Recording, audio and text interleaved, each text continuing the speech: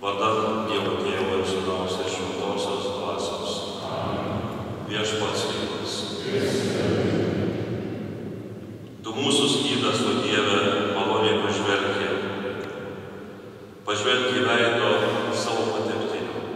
Viena diena tavo šlainus geresnė negu 1000 kur kitur. Taip mus prabyla įžvalgos priegiesmis, švenčiant 20-ąjį vėlinių metų sekmadienį. Juk tikrai Dievo šlainiuose geriausia yra.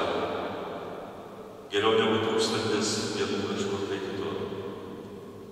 Prisiklausime prie Viešpaties, žinant, kad iš jo gauname visą, ką turime, kas esame ir ko trokštame būti.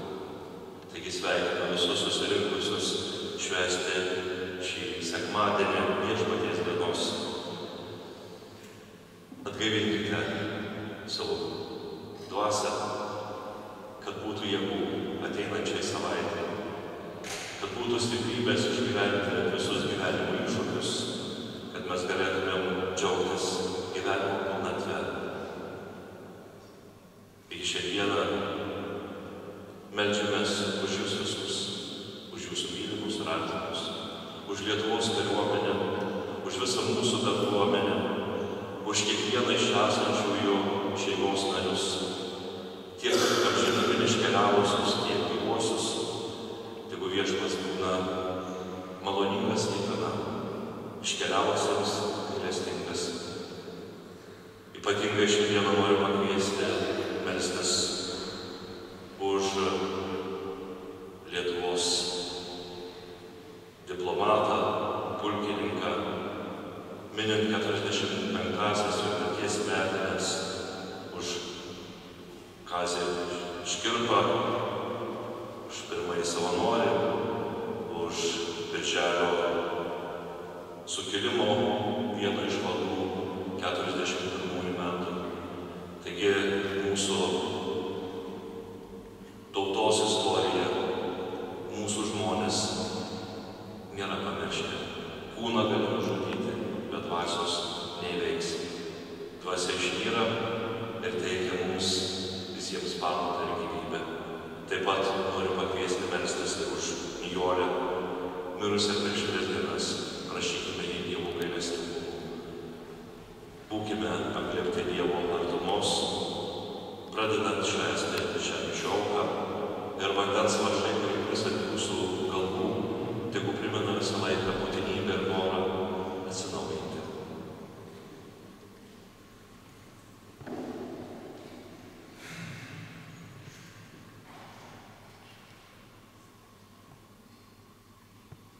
Visagalio amžinasis Dieve, vandeniu, tuo gyvybės šaltiniu ir valymosi pradmeniu, tu panorėjai taip pat valyti sielas ir duoti joms amžinojo gyvenimo dovaną.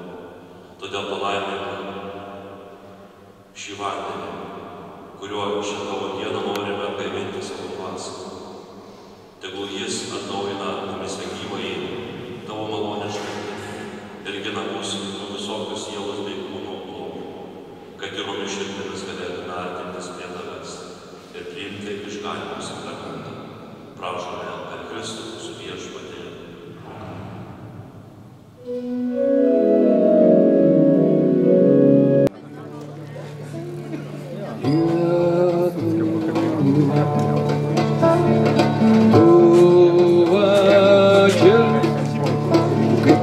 Kaip širdis į kurią keliavau, kaip širdis, kaip lauva, kaip širdis į kurią keliavau, kaip širdis.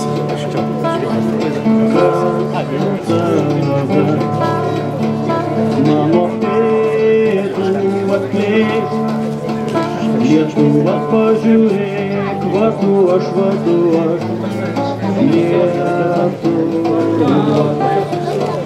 Lietuva pažiūrėk, vadu aš, Lietuva.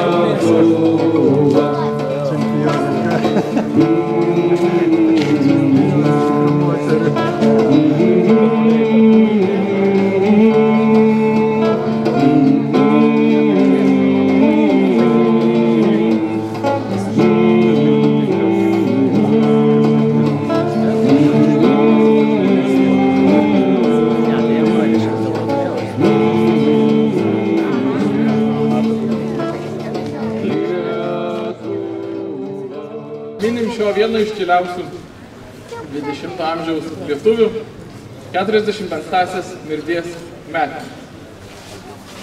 Kazys Škirpa tapo savotišku egzaminu lietuvių tautai šiandieninėms jos kartoms. Kodėl? Todėl, kad nuolatos išgyvename egzaminą, ar turime savigarbos kaip visuomenė, ir kaip tauta, ir kaip valstybė. Žmonės sako, palikit istoriją istorikams, nesikapstykit praeityje, bet tai, kokį santykį mes sukuriam su istorija, labai lemiamai formuoja ir mūsų santykį su šiandiena ir su rytoju. Ir kodėl Škirpa čia toks esminis? Yra daug žmonių nusipelniusių Lietuvos istorijoje, kurie yra kaip nors kaltinami, puolami, prašomi ištrinti už tai, ką jie esą ir neigiamo, blogo padarė. Esminis žodis padarė. Yra tokių žmonių, kai kurių jų istorijos ir vertinimai šiandien teismo procesuose, kai kuriuos ginčiasi tik istorikai. Škirpa yra ypatingas tuo, kad šalia visų jo gausių nuopelnų Lietuvos laisvės kovai, nepriklausomybei, valstybės kūrimui apskritai, tie nuopelnai čia šiandien tikrai bus nušviesti, jam metamas kaltinimas nėra dėl jokio veiksmo. Jis nekaltinamas, kad kažką padarė. Nėra jokių įrodymų ir, tiesą sakant, kritikų teiginių, kad jis būtų dalyvavęs tokiuose nusikaltimuose, kaip dažniausiai minima, galbūt holokauste. Ne. Tikrasis kaltinimas jam yra, kad jis turėjo netinkamas pažiūras. Iš tiesų, Kazys Škirpa, nuskambės baisūs žodžiai, turėjo antisemitinių pažiūrų. Daug kas jo laikais tokių pažiūrų turėjo. Tiek Škirpa, tiek daug amžininkų, nepaisant tų pažiūrų, skatino gelbėti žydus ir skirtingų mastų prie to prisidėjo. Prie gelbėjimo, o ne prie represijų. Ir kai mes viską sudedame, mes neturim jokių faktų, kurie rodytų Škirpą padarius ką nors gėdingo per savo gyvenimą, ypatingai kalbant apie žydų atžvilgių, bet mes turim faktą apie jo pažiūras ir sakoma, kad vien už tai jis turėtų būti ištrintas. Tai yra ypatingas iššūkis ir pažeminimas lietuvių tautai, nes jeigu mes trinam savo didvyrius, ne šiaip kokius žmonės, bet savo didvyrius, vien dėl to, kokių pažiūrų jie galėjo turėti, tai reiškia, kad mes visiškai atsiklaupėme prieš tos, kurie mums diktuoja mūsų istoriją ir esam pasiruošę atiduoti viską. Ko tik paprašyti. Genocido ir rezistencijos tyrimų centro oficialią išvadą pateikta apie pulkininką Kazį Škirpą. Tai yra istorinis dokumentas, istorinis ne ta prasme, kad apie istoriją, bet ta prasme, kad jo svarba yra istorinė. Tokio dokumento bent pastaruosius 2 dešimtmečius Lietuvos valstybės institucijos nebuvo drįsusios išleisti. Sakyčiau, jis rodo daigus stuburo mūsų nacionaliniai valstybei ir visi turėtų būti su juo supažindinti. Šiandien gal simboliškai mūsų palyginti nedidelis ratas, bet tikslas turėtų būti, kad ir Lietuvos moksleiviai, Lietuvos žiniasklaidos žiūrovai ir klausytojai visų įmanomų formų ir būdų informacijos pasiekiami žmonės, visą tai, ką jūs dabar išgirsite, taip pat išgirsite. Tai perleidžiu žodį, galbūt pirmiausiai režisieriui Gaudentui Aukštikalniui ir kartu su juo mokytojai Alinai Laučieniai. Šiandieną buvo aukojamos šventos mišios už Lietuvos patriotą, diplomatą, pulkininką, pirmąjį Lietuvos savanorį, Birželio sukilimo vieną iš vadovų. Niekad Lietuvos patriotai gynę Lietuvos laisvę nebuvo taip šmeižiami, kaip paskutinį dešimtmetį. Ir būtent Lietuvos nepriklausomybės metais. Čia papuolė visi partizanų vadai, čia papuolė Birželio sukilimo dalyviai, čia netgi papuolė sąjūdžio kūrėjai, vedliai, kaip Justinas Marcinkevičius.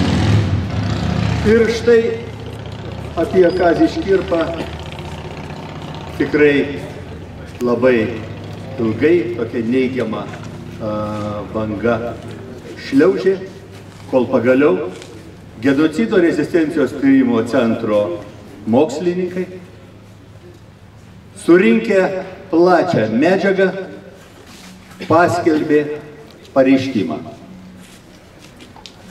Dėl Kazio Škirpos asmenybės istorinė archyvinė pažyma 24.06.25 dieną, numeris 9R598. Šiame pastate 1918 metais dirbo Lietuvos kariuomenės pirmasis savanorys, steigiamojo Seimo narys, diplomatas, 1941 metų Birželio sukilimo organizatorius, pulkininkas Kazys Škirpa. Kazys Škirpa, kaip istorinė asmenybė visuomenėje, nepasižymi vienareikšmiškais vertinimais. Vieni mano, kad jis buvo laisvės kovų dalyvis, patriotas, kurio veikla buvo nepriekaištinga. Kiti mano, kad jis buvo laisvės kovų dalyvis, tačiau jo veikla turėjo ir tamsiąją pusę, būta antisemitizmo, bendradarbiavimo su nacių Vokietija. Taip pat yra tokių, kurie Kazį Škirpą vertina tik neigiamai.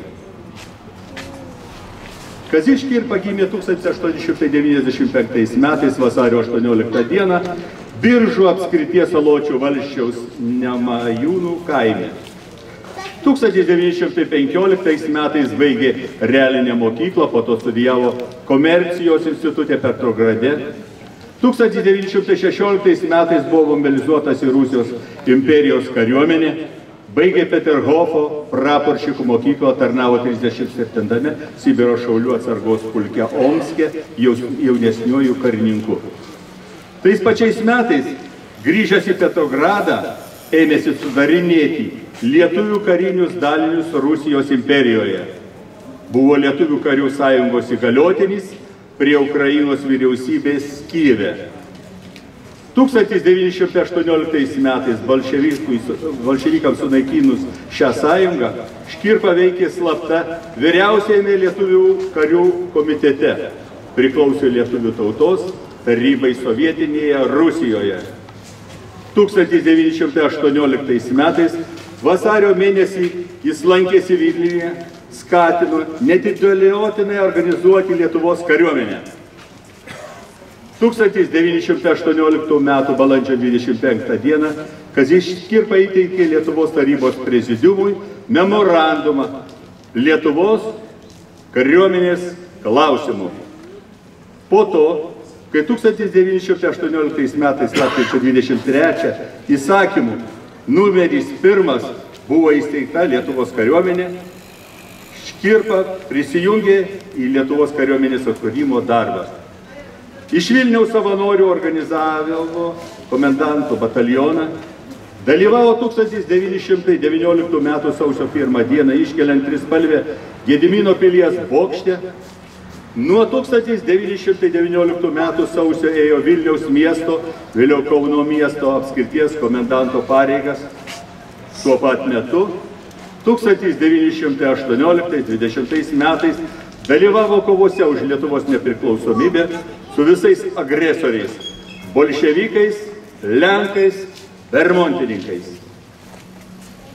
Mokėsi Ciuricho aukštosios technikos instituto karo mokslų fakultete, lankė aukštosios karininkų kursus Kaune, 1925 metais baigė Belgijoje karo akademiją Briuselyje, 1926 metais grįžęs iš Belgijos buvo paskirtas vyriausiųjų kariuomenės štabo antrojo skyriaus viršininku.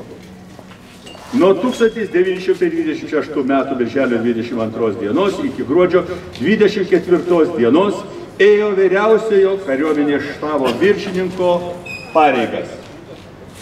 28 metų vasario 16 dieną jam suteiktas generalinio štabo pulkininko laipsnis. Nepritarus 1926 metų gruodžio 17 dienos perversmui buvo atleistas iš generalinio štabo.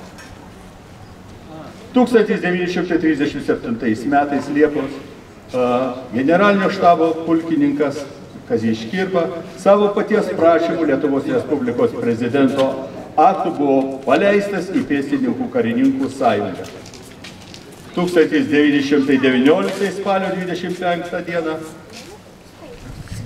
Škirpa už narsumą buvo apdovanotas Vyčio kryžiaus 5 laipsnio ordinu. 1930 metais vasario 7 jam įteiktas savanorio medalis, 1935 rugsėjo 8 Lietuvos Respublikos prezidentas už nuopelnus Lietuvai apdovanojo Vytauto didžiojo 3 laipsnio ordinu. Greta veiklos karo tarnyboje jis reiškėsi ir kaip politinis veikėjas. Nuo 20 iki 21 metų buvo steigiamos Seimo narys, priklausė Lietuvos socialistų liaudininkų demokratų partijos LSDP frakcijai. Lietuvos pasiuntinys Berlyne pasaulinio skyriaus vedėjų tapo 1928 metų kovo 13 dieną Kazys Škirpa paskirtas karo atašė Vokietijoje. Nuo 1937 metų Kazys Škirpa paskirtas nuolatiniu Lietuvos atstovų prie Tautų sąjungos Ženevoje, jam suteiktas pasiuntinio įgaliotojo ministro rangas. 1938 metais paskirtas pirmojų Lietuvos pasiuntiniu ir įgaliotiniu ministru Lenkijoje, 1938 metais pabaigoje perkeltas į Berlyną ir paskirtas Lietuvos pasiuntiniu ir įgaliotojų ministru Vokietijoje.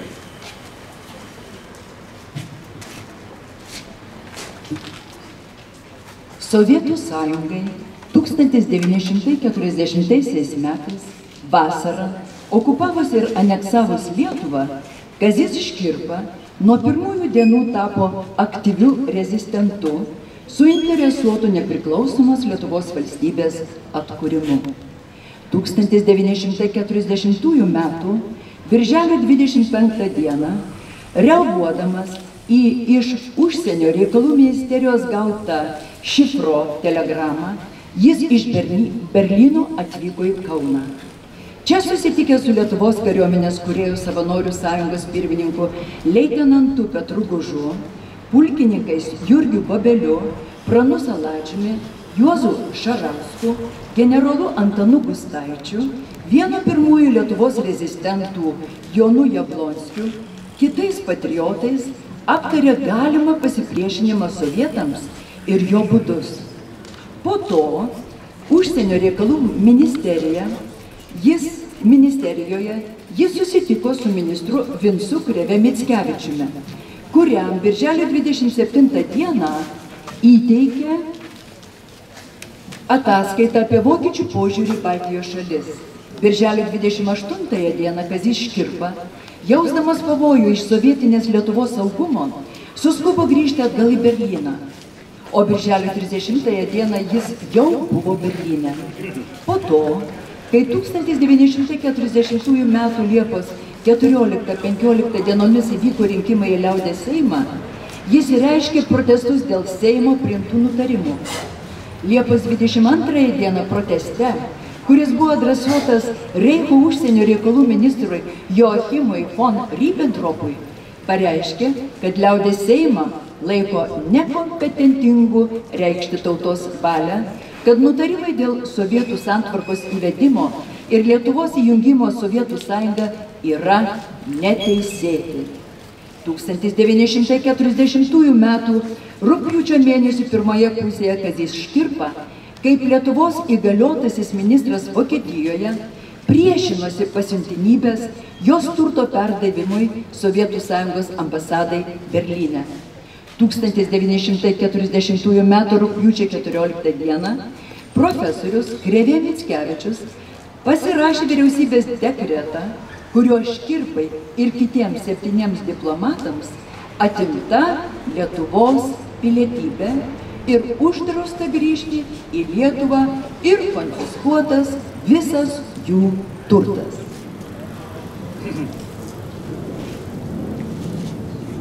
1940 metų rugsėjo mėnesį, kai antisovietinis sąjūdis Lietuvoje vis labiau plėtėsi, kilo būtinybė pasipriešinimo pogrindį sutvarkyti taip, kad jis funkcionuotų organizuotai, planingai, vieningai.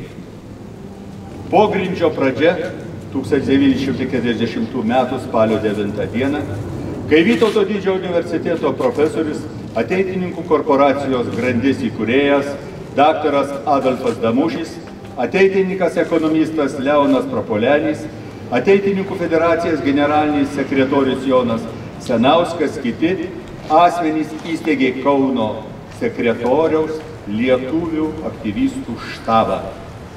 Vilniuje toks centras pradėtas steigti maždaug 1940 m. spalio 10 d. Vienas šios centro organizatorių ir vadovų buvo generalinio štabo majoras Vytautas Bulvičius. Pasipriešinimo centru įsteigimas Kaune ir Vilniuje 1940 m. spalio 9 d. ir 10 dienomis gali būti vertinti kaip vieningai funkcionuojančio antisovietinio pogrindžio steigimo formavimo pradžia. Trečiasis pasipriešinimo centras Lietuvių aktyvistų frontas įsteigtas 1940 m. lapkričio 17 d. Berlyne Lietuvos pasiuntinio Kazio Škirpos iniciatyva jo bute. Čia susirinko 28 asmenys. Per posėdį, kuriam pirmininkavo Galvanauskas, buvo pasirašytas ir steigiamasis aktas. Vadovauti LAF-ui vienbalsiai pavesta Škirpai. Buvo sudaryta 20 asmenų komisija, finansų, užsienio, krašto apsaugos ir kitos. Berlyno LAF-o ryšininkai užmezgė ryšius su vakarų bei vidurio Lietuvos pagrindinėmis organizacijomis, grupėmis ir atskirais asmenimis. Maždaug 1940 metais, gruodžio pabaigoje, dar 1940 metų spalio pabaigoje, Kaune ir Vilniuje įsteigti pasipriešinimo centrai, reprezentavę vieningą pasipriešinimo pogrindį, priima Lietuvių aktyvistų frontų pavadinimą. LAF-o organizacijos tiek Lietuvoje, tiek Berlyne tikėjusi nepriklausomybę atkurti sukilimo metu, kuris turėjo kilti Vokietijos ir SSRS karo pradžioje. Buvo ruošiamasi sukilimui, gaminama ir platinama antisovietinė literatūra, verbuojami į pogrindžio organizacijas nauji nariai. Siekiama buvo įsigyti ginklų, kurie būtini planuojant suformuoti ginkluotasias pajėgas sukilimo metu, turėsiančias dalyvauti kariniuose veiksmuose, išstumiant raudonarmiečius, sovietų valdžios aktyvą, saugančius gyvybiškai svarbius objektus. Pagal Kazio Škirpos parengtą Lietuvos atstatymo planą, kovotojų branduolius turėjo sudaryti 1941 m. kovo 30 dienos įkurta Tautos darbo apsauga, kaip LAF-o sudėtinė dalis. TDA padaliniai turėjo būti sudaromi Lietuvoje, mokyklose, įstaigose, jaunimo organizacijose, ūkininkų bendrijose, Raudonosios armijos lietuvių korpuse ir kitur. TDA nariais galėjo tapti asmenys, sąmoningai pasiryžę aukotis dėl valstybės atkūrimo, buvę antisovietinių nuotaikų, drausta priimti kriminaliniais nusikaltimais kaltintus asmenis. TDA būriai turėjo atsirasti prieš pat SSRS ir Vokietijos karą, kad sovietų saugumo organai nespėtų jų demaskuoti. TDA nariams buvo nurodyta sukilimo metu ant kairiosios rankos nešioti baltą juostą su užrašu TDA, kad vokiečiai jos galėtų atskirti nuo vietos civilių gyventojų ir nuo komunistų. Dalis žmonių Kazimierą Škirpą vertina kritiškai dėl to, kad jo vadovaujamo Berlyno LAF organizacijos veikloje būta antisemitizmo apraiškų. Organizacijos sudėtyje buvo propagandos komisija, kurios svarbiausias uždavinys buvo rengti atsišaukimus ir platinti juos Lietuvos teritorijoje. Komisijai vadovavo buvęs trečiafrontininkas, Tautininkų sąjungos radikaliojo sparno atstovas Bronys Raila. Jis parašė brošiūrą "Už ką kovoja aktyvistai", kurioje rašoma, kad nauja nepriklausoma Lietuvos valstybė tegali būti ir turės būti tik tautinė, kad LAFO atstatydamas naują Lietuvą yra pasiryžęs visiškai atskirti žydus nuo Lietuvos valstybinio bei tautinio kūno ir laipsniškai įvykdyti žydų pašalinimą iš lietuviškos žemės. Čia Railas. Lietuvos informacijų biuras Berlyne 1941 m. kovo 29 d.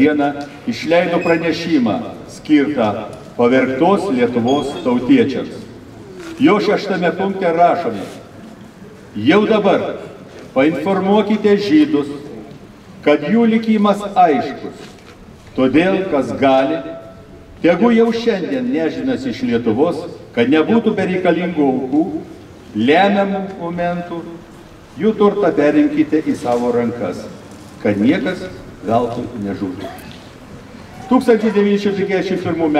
kovo 24 d.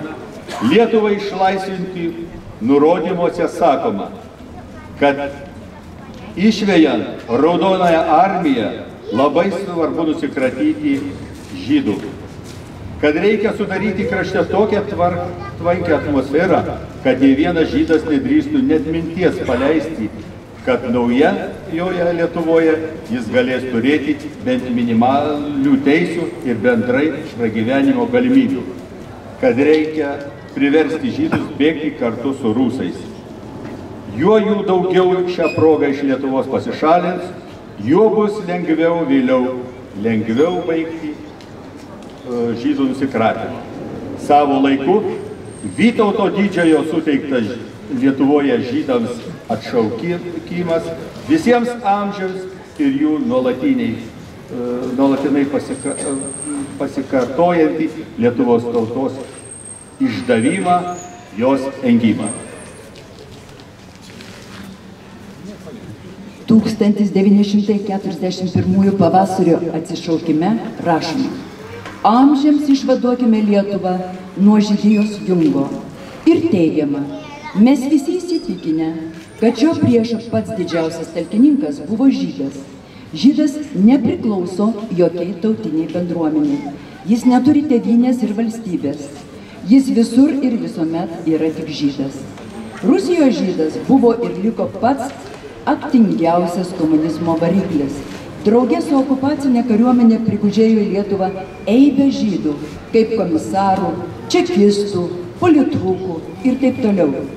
Taip pat ir Lietuvos žydas buvo ir lygi paskutinio akimirksnio paliko pats atkakliausias rusiškojo bolševizmo tarnas, pats šuniškiausias svetimųjų okupantų valios vykdytojas, pats šlykščiausias smaugėjas ir parazitas, kokį tik bet kada yra jautusi arba jutusi ant savo sprando lietuvių tauta. Istorinėje literatūroje teigiama, remiantis istorikų šaltiniais ir pateikiamos žinios apie tai, kad LAFO organizacijos centro proklamacijos pasiekdavo Lietuvą ir jos gyventojus. Lietuvių istorikai neigė žydų tyrinėtojų teiginius, kad LAFas ragino lietuvius žudyti žydus karo išvakarėse. Berlyno LAFO organizacijos dokumentų tekstuose sutikami antisemitiniais teiginiais leidžia manyti, kad žydų problemą buvo siūloma spręsti ne genocido, o išvarimo iš Lietuvos būdų. Istoriko Truskos nuomonė, LAFO atsišaukimai buvo viena iš priežasčių, kodėl 1941 metų vasarą dalis lietuvių prisidėjo prie nacių nusikalstamų įsakymų vykdymo. Reikia pastebėti, kad karo išvakarėse Berlyno LAF nariai neturėjo jokios informacijos apie tai, kad naciai planuoja visiškai išžudyti žydus. JAV lietuvių laikraščio Draugas 1941 m. birželio 25 d. numeryje yra straipsnis Škirpa paskirtas vadu. Jame rašau, Kauno radijas pranešė, jog Lietuvos sukilėliai Kauno gatvėse kovoja su rusais, bet apie vokiečių kariuomenės dalyvavimą nieko nesakoma.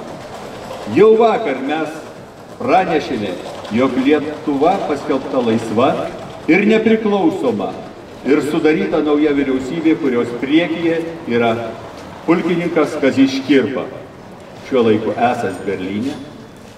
Jos vietoje Lietuvoje laikinai premjero pareigas eina Prapuolenis, vienas katalikų vadų. Krašto apsaugos ministerių paskirtas generolas Stasys Raštikis, o sukilusios kariuomenės vadu generolas Kundzevičius. Nepriklausomybė paskelbta per radiją, lietuvių ir vokiečių kalbomis. Ankstesni pranešimai iš Helsinkio ir Suomijos sako, jog Marijampolėse ir kitose miestuose Lietuvoje vykusios riaušės, kurių metu žuvę sovietų pareigūnų ir žydų. Paskutiniai pranešimai iš Berlyno sako, jog pulkininkas Škirpa uždraudė žydų persekiojimus Lietuvoje. Tokiu būdu iki šiol lieka neištirtas klausimas, kodėl Škirpa uždraudė žydų persekiojimus Lietuvoje, nors jo vadovaujamos Berlyno LAF organizacijos veikloje stebimos antisemitizmo apraiškos. Atskiri asmenys yra išsakę nuomonę, kad Kazys Škirpa yra nacių kolaborantas. Istorikas Vytautas Tininės teigia ir aprašo, kas yra kolaborantas. Tai yra okupantų talkininkas, tėvynės išdavikas, okupuotos valstybės centrinės ir vietinės valdžios pareigūnas, valdininkas ar tarnautojas, vykdantis okupacinės valdžios nurodymus, jų politiką ir prievartą verčiančias savo piliečius, tėvynainius, paklusti okupantų valiai. Kolaborantais laikomi žmonės, dažniausiai dėl politinių ir ideologinių įsitikinimų išdavę tėvynę, jos nepriklausomybę ir ėmės savanoriškai bendradarbiauti su okupantais. Kazio Škirpos veikla neatitinka šio apibrėžimo. Jis neišdavė nepriklausomos Lietuvos valstybės, o ieškojo būdų nepriklausomybei atkurti Sovietų Sąjungos 1940 metų vasarą įvykdytos okupacijos ir aneksijos padariniams pašalinti. Antra vertus, jis nėra buvęs nacių okupuotos Lietuvos vietinės valdžios įstaigų pareigūnų. Tad jis nebuvo kolaborantas. Anksčiau kritiškai nusistatę asmenys yra pareiškę nuomonę, kad Kazys Škirpa įsteigė Kauno tautinio darbo apsaugos batalioną, kad jis atsakingas už tai, kad šis batalionas 1941 m. Liepos 6, 9, 19 dalyvavo žydų sušaudymo operacijoje Kauno 7 forte. Toks vertinimas laikytinas abejotinu dėl šių aplinkybių. 1941 m. birželio 22 d. prasidėjus karui tarp nacistinės Vokietijos ir bolševikinės Sovietų Sąjungos, Lietuvos pasipriešinimo judėjimo dalyviai nuo pagrindinės veiklos perėjo prie atviro pasipriešinimo Sovietų režimui. Kilo 1941 metų birželio sukilimas. Kaune birželio 23 dieną 9 val. 28 minutės Prapuolenis LAFO vyriausybės štabo vardu paskelbė, kad vėl naujai atgimstančios Lietuvos laikinoji vyriausybė skelbia atstatanti laisvą ir nepriklausomą Lietuvos valstybę. Buvo paskelbtas ir Lietuvos laikinosios vyriausybės narių sąrašas. Ministrų pirmininku buvo paskirtas Kazys Škirpa, tačiau Kazys Škirpa neturėjo galimybių eiti šias pareigas, nes Berlyno policija jam skyrė naują areštą. Jis turėjo kasdien registruotis policijoje, nors areštas po 3 savaičių buvo panaikintas, tačiau vykti į Lietuvą Kaziui Škirpai nebuvo leista. Dėl to ministro pirmininko pareigas laikinai buvo perduotos Juozui Ambrazevičiui.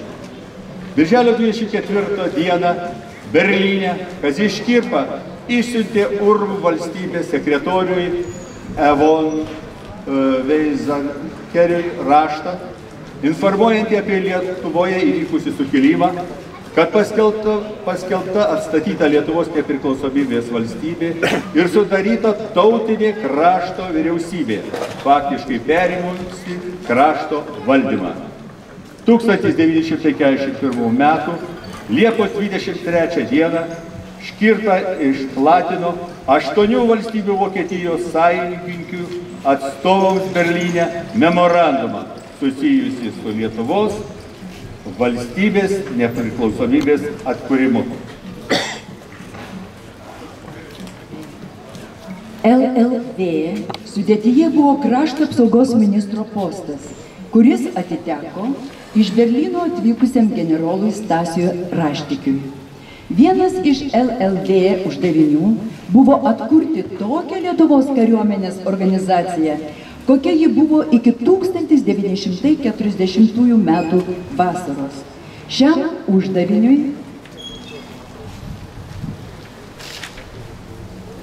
įgyvendinti pirmiausia buvo atkuriamos iki karo funkcionavusios komendantūros. Kitas LLV žingsnis buvo ginkluotųjų pajėgų atkūrimas. Tačiau vokiečių okupacinė valdžia leido suformuoti tik savisaugos dalinius, tai yra policijos batalionus. Šiuo leidimu pasinaudota tikint, kad savisaugos batalionams pavyks ateityje tapti suverenios Lietuvos ginkluotųjų pajėgų dalimi. Taip pat LLV priėmė nutarimą organizuoti kariniais pagrindais apsaugos batalioną. Kauno karo komendantas pulkininkas Jurgis Bobelis 1941 m. birželio 28 dienos įsakymu numeris 9 paskelbė, kad sukilėlių daliniai perorganizuojami į reguliarų junginį, kad jų leidimai laikyti ginklus yra negaliojantis. Netrukus pasirodė ir komendanto Bobelio pranešimas, kad prie Kauno karo komendantūros formuojamas tautinio darbo apsaugos, toliau TDA batalionas. Visi batalione norintys tarnauti lietuviai buvo kviečiami registruotis Kauno karo komendantūroje. Batalionai vardinti buvo panaudotas Kazio Škirpos 1941 m. kovo 30 dienos įsteigtos organizacijos Tautos darbo apsaugos pavadinimas. Tačiau pats Škirpa dėl draudimo atvykti į Lietuvą nebuvo šio bataliono steigėjas ir vadas.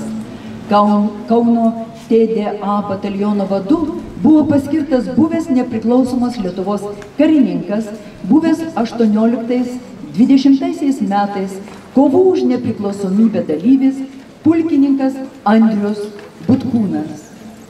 Po voldemarininkų perversmo. Tai yra 41 metų Liepos 24 dienos iš jo pareigas perėmė Kazys Šimkus. 1941 metų rugpjūčio mėnesį Kauno TDA batalionas buvo reorganizuotas į 3 atskirus, 1-ąjį, 2-ąjį ir 3-ąjį pagalbinės policijos tarnybos batalionus. Iki 1941 Liepos pabaigos Kauno TDA batalionas buvo pavaldus vokiečių kariniai administracijai, vokiečių saugumo policijai ir SD Lietuvoje jėgoms. Lietuvoje SS Führeriui Karlui Jėgeriui bei Kauno miesto apskrities komendatoriui.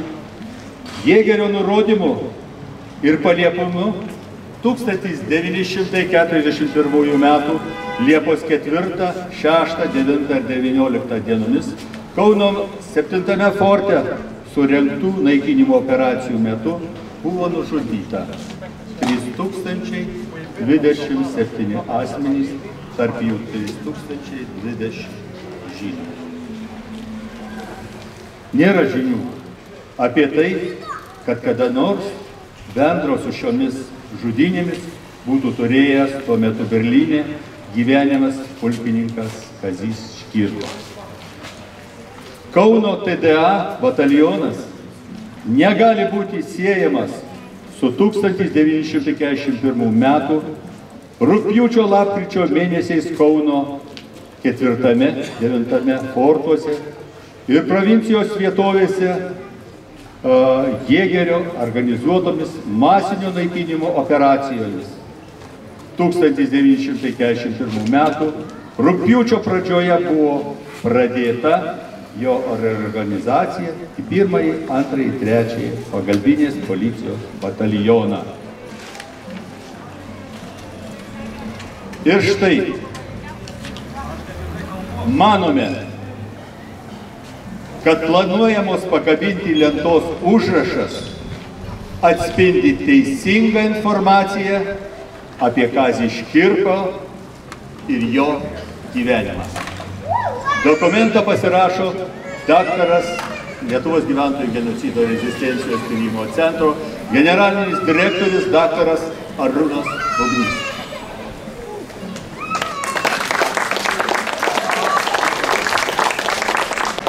Ilgas, bet labai svarbus dokumentas, kurį mes norėjom šiandien prie šios lentos, minint 45-asias Kazio Škirpos mirimo metinės, pasakyti, kad jis nekaltas ir kad tie kaltinimai, kurie paskelbti jam, yra niekiniai. Todėl visą širdimi mes galime šiandien pasakyti, kad mes gerbėme ir gerbsime didį Lietuvos patriotą Kazį Škirpą. O dabar galime ir sugiedoti Lietuvos himną. Lietuva tėvynė mūsų, tu didvyrių žemė, iš praeities tavo sūnus, te stiprybę semia, tegu tavo vaikai eina vien takais dorybės, tegu dirba tavo naudai ir žmonių gėrybei, tegu saulė Lietuvoj tamsumas prašalina, ir šviesa, ir tiesa mūsų žingsnius telydi. Tegul meilė Lietuvos dega mūsų širdyse, vardan tos Lietuvos vienybė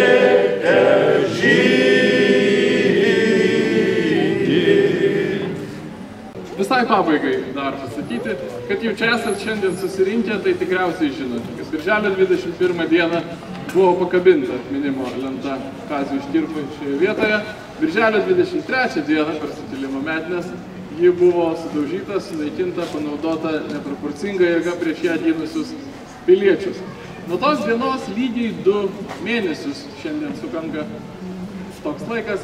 Kiekvieną dieną tiek nacionalinio susivienijimo, tiek ir kiti organizacijai nepriklausantys žmonės budėjo čia vakarais simboliškai rodydami, kad tai nebus pamiršta ir su tuo nebus susitaikyta ir tai nebus toleruojama. Šiandien, minint Kazio Škirpos mirties 45-asias metinės, taip pat, aišku, žinome Molotovo-Ribentropo pakto dieną, Baltijos kelio dieną ir praėjus lygiai 2 mėnesiams nuo lentos sunaikinimo. Šią budėjimo akciją nacionalinis susivienijimas baigė. Žmonės vakarais čia, na bent jau taip organizuotai, nesirinks. Tačiau norim pabrėžti, nors budėjimas baigėsi, kova jokių būdų nesibaigė, jie tęsis ir tęsis tol, kol Kazys Škirpa bus įamžintas Lietuvos sostinėje Vilniuje. Na, tikime, kad būtent šioje vietoje. Ačiū Jums visiems dar kartą ir sudie.